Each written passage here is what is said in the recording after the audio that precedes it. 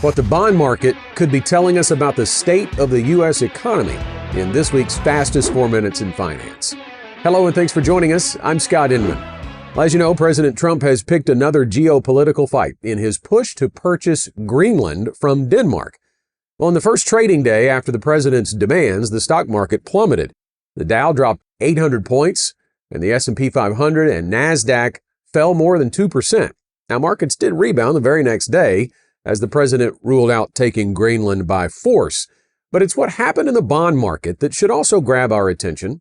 The president said Saturday that the U.S. would enact tariffs of 10% on 8 European countries if they do not cooperate with his plans for Greenland. He also threatened the tariffs would escalate in June if no deal was made.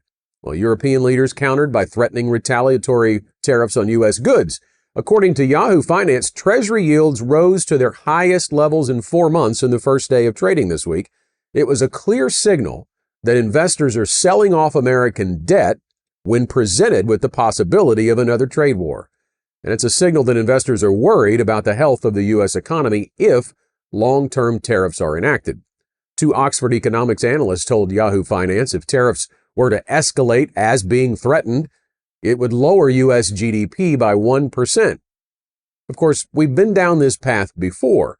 Last April, President Trump's so-called Liberation Day, when he announced a plan to enact tariffs on several countries, nearly pushed the stock market into a bear market.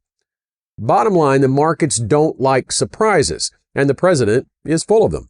Time will tell what the long-term plan is and whether it hurts or harms the U.S. economy. But the impact will not be immediate, even though the market response oftentimes is.